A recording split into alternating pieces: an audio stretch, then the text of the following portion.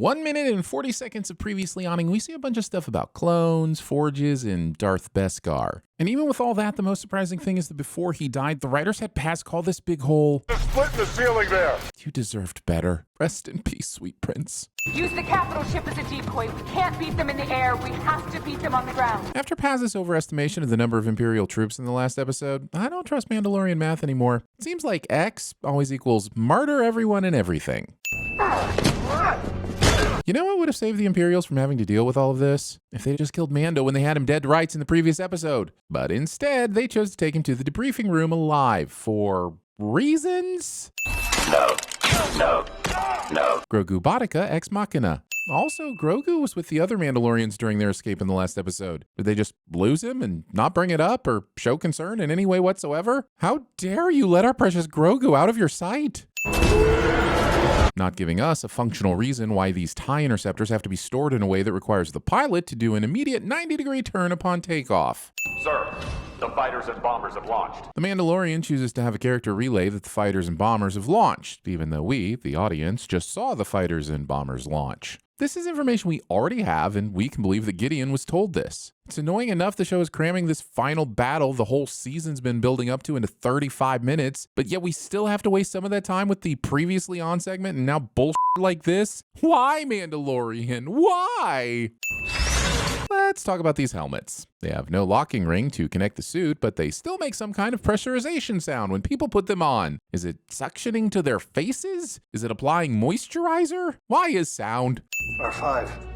Come in, R5. Last we saw, R5 made a hard left getting off the gauntlet when they first arrived. I thought maybe they went to take a piss and then got back on the ship. But now we see that Mando just had R5 roaming the barren wasteland of Mandalore all on their own, just so there'd be a super convenient droid to provide maps and unlock doors and the such. And somehow, that worked. You're gonna have to scomp into the base. I just had to look up scomp and I still don't know what it is or means. So this is a sin for my poor research skills. Seems only fair. These droids always sticking their phallic metallics in unfamiliar ionic electronics. And I'm fairly certain they never have consent.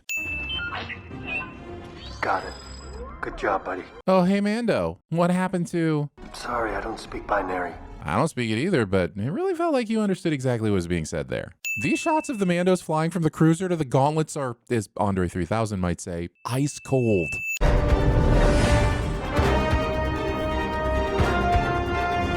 How did the Imperial ships not run into the Mandalorians' dropships? They literally went down and came out of the same cloud. Pointing all your guns skyward when you're being attacked from below. There's some barrier shields. I'm gonna need you to deactivate them one at a time. But why are there all these barrier shields? I get from a visual perspective, it's fun to have each one lifting, and the Mando fights off a couple security guards behind each one and collects weapons like it's a video game, but it also seems highly unnecessary, if not impractical. Why not just have one shield at the end of the corridor? That's all you need. Also, are the troopers not able to hear through the shields? Because they should be able to and should have already heard Mando issue his orders to R5. Open the shield! Open the shield! What took these guys so long to react? Mando's been fighting their co-workers for a good 30 seconds. In this shot, R5 does not have his third appendage down, but in the next shot, it does. R5 really needs to have better control of his appendages. It's gonna get him into trouble one of these days. R5, next shield! Mando requests the next shield before he is properly dispatched this gentleman to create tension surrounding R5's interaction with the repair droid. He's yelling at R5 to open the shield as if his life depends on it, but in actuality, he has to deal with this trooper first before he's even ready to move on to the next set. Two of these droids are so flabbergasted that they just drive right off the edge. Were we supposed to feel something about that? Sadness? Humor? Bloodlust? That's not Gideon. Those are his clones. Which is great, because there's nothing Star Wars fans love more than an attack of the clones.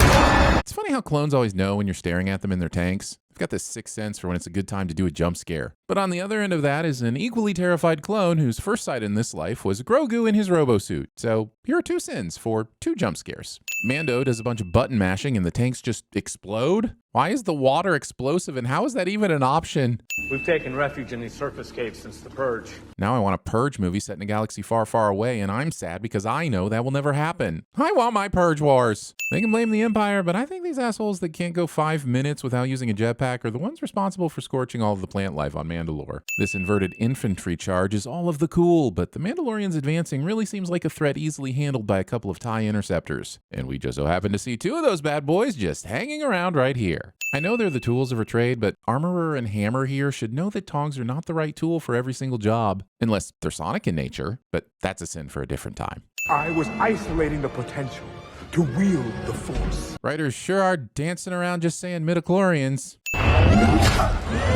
Oh, goody! We've got two badass-looking Beskar-suited individuals who could have all kinds of fun weapons, but we're just getting some punchy stuff. That's fun. Also, it's amazing how content everyone is with punching people in a helmet. It doesn't make sense in football, and it doesn't make sense here. Now, groin punches, those would be much more effective in both scenarios. Good thing they only sent 3 Praetorian guards. Any more would have really f***ed up this entrance. No. The wild thing here is that Grogu uses the no button instead of the Force, and they still decide to not run Mando through before giving chase. Or they saw a baby in a robot and decided that was the bigger threat, which I agree with, actually.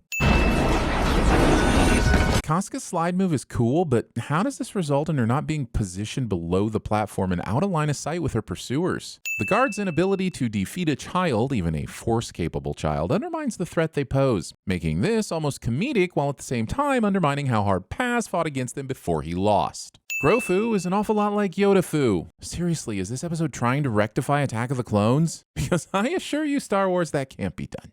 I've got this. Go save your kid. Bo has been nowhere near this fight, but somehow knows Grogu is in trouble. The set pieces were nice enough to respond proportionally to the need for Grogu to get trapped under something.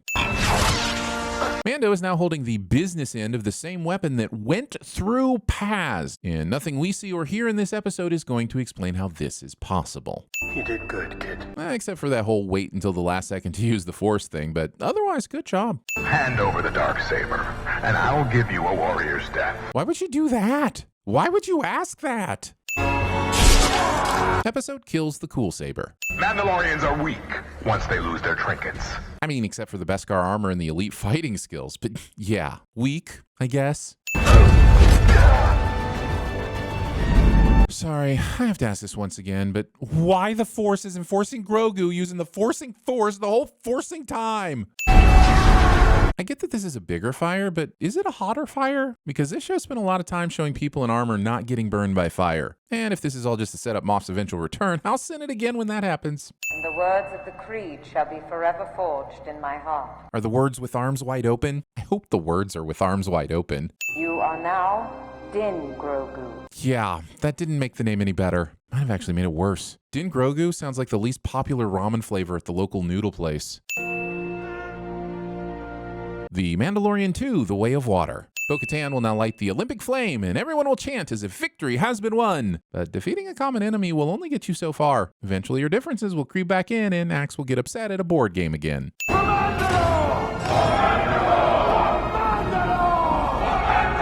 For Mandalore. I am here to serve and protect the citizenry. It's very nice that they brought IG-11 back, even though most of, if not all of, the important parts have been replaced. At this point, he's essentially the droid of Theseus, and I'm not sure if he's enough boat to protect Navarro from an army of pirates. Din Grogu is a Din Dick to frogs.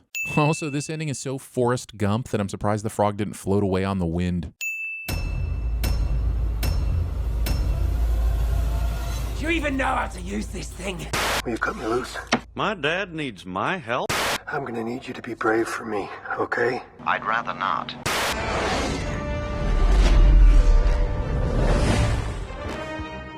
Surprise, motherfucker.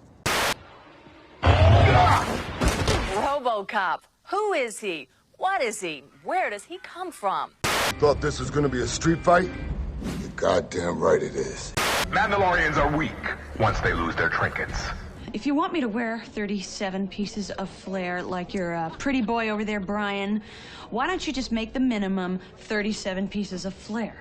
You shall do my wonders.